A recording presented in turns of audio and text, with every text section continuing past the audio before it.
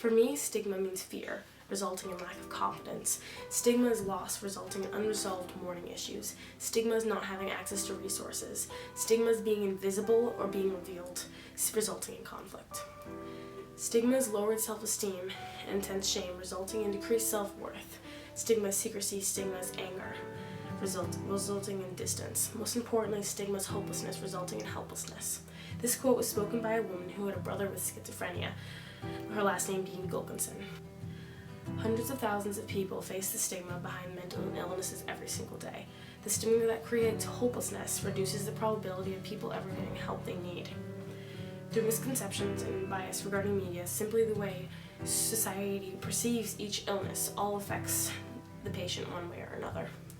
This prevalent issue didn't seem apparent to me until I had friends and family facing this difficulty, and it wasn't until I was truly knowledgeable of the hardships they face until I wanted to delve into this issue. By definition, a mental illness is any disorder that can derive from stressful situations inducing symptoms that can break down the body and reduce its functioning just like any other physical illness. Despite the straightforward definition, people have been treating mental disorders as insignificant and irrelevant by saying those who have been diagnosed can get over it. Regardless, no one would just say it's cancer, get over it. To make things worse, those who actually legitimize and acknowledge that the illnesses are labeling them and classifying them in a negative light. These opinions are what we call a stigma, specifically a mark of disgrace, are associated with a particular circumstance, quality, or person, but they're also what we call ignorance. They're pointing a finger at a sea of people, discriminating against one helpless being, one who's no longer even human. When you hear the word schizophrenia, the image of a rabid, dangerous, maybe insane person pops into your head. But that disorder, just like any other physical illness, derives from a chemical imbalance, combination of genes, or just simple issues in the brain. And that disorder can't be any different than any simple phobia like arachnophobia, the fear of spiders. These disorders are just the ones, or not the ones that you see in an insane asylum. They're anxiety, depression, OCD, bipolar disorder, and hundreds more. Kids you walk by in the hall have them. The clerk that you handed money to the other day may have one. You really never know. Similarly, I grew up in a household with a close family member who had generalized anxiety and depression. He never told me where the orange medicine bottles were for how many years it took him to marry my mother. He also didn't tell me he lost his job, and that he was characterized as weak and unmotivated. A chemical imbalance in his head was becoming his worth ethic and his personality and his nature of life.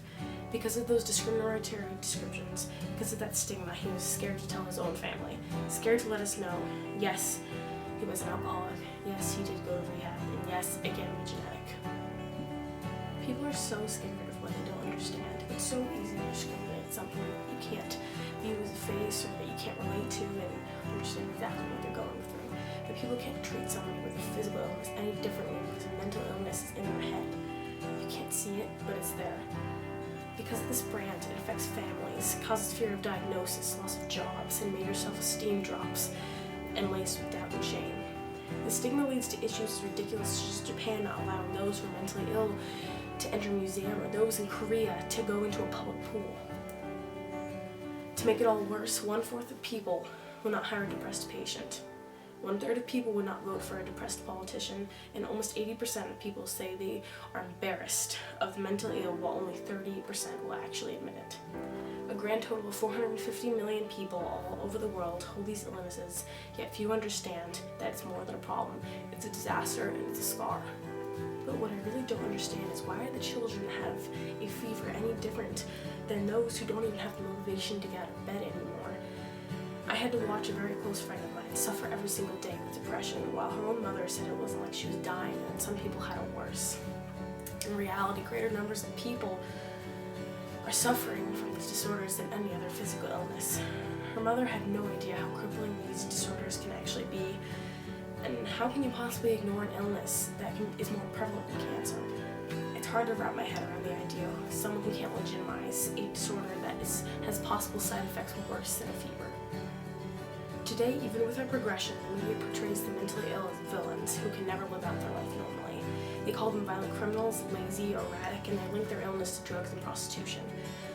This just gets to me because people with mental illnesses are no more violent or dangerous than the rest of the population. People with mental illnesses are actually more likely to hurt themselves or get hurt than other people. That being said, once these people are labeled, they're no longer human. They're just the illness. People don't see the flesh and bones. They see the name, the scary letters that intimidate the ignorant and the uninformed. But really, there's only one true solution, and that's to communicate. To go against the stigma is as easy as informing yourself about the illness, getting to know those who have one, not being a bystander, supporting each other, leaving the labels, and more than anything, encouraging those who are mentally ill to get help, no matter who it's between. The fact only 1/5 of the mentally ill actually get help is implausible. Many myths float around stating that those diagnosed never truly recover, but they could not be more wrong. A mental illness is not a character flaw. It's caused by genetic, biological, and social environmental factors. Seeking and accepting help is a sign of strength and proves there's really a solution to relieve the oppression. To conclude, as Bill Clinton once spoke, a mental illness is nothing to be ashamed of, but stigma and bias shame us all. So in the end, why not fight the stigma?